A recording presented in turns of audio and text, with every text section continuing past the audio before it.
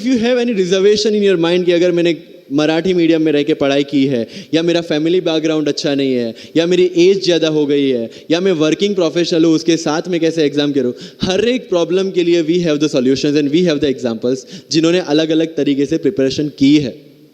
All India rank 2 Anu Kumari madam 1.5 साल 2 साल के लिए अपने 2.5 साल के बच्चे को अपने से दूर रख के प्रिपरेशन किए at the age of 31 and she could become the IAS।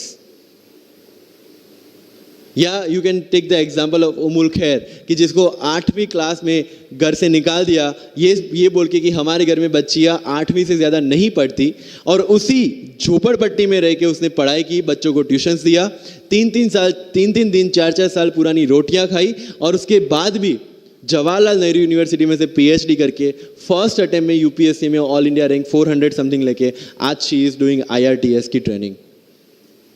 And with the genetical disorder की उसके जो बोन डेंसिटी वो काफ़ी कम है, तो आज तक 16 से 17 तो उनके ऑपरेशंस हो चुके हैं। Do we have any kind of limitations like this? कोई जेनेटिक डिसऑर्डर, या घर से निकाल दिया गया हो, या खुद मजदूरी करके पढ़ना है? No. Then what are the problems? All problems are here. अगर मैंने ये सोचा होता कि अब एक्सीडेंट हो गया है, मेरे से नहीं लिखा जाता, तो नहीं लिख पाता मैं। मुझे किसी ने पूछ लिया कि सफीन हसन के अचीवमेंट्स इतने हैं, इतना सब कुछ मतलब पा लिया है, what is the failure in your life?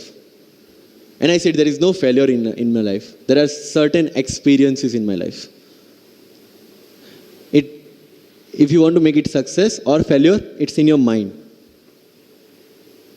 अगर किसी चीज आपके साथ कुछ हुआ, उसमें से सीख के आगे बढ़ने का एटीट्यूड आपके पास होगा, UPSC इज ऑल योर्स।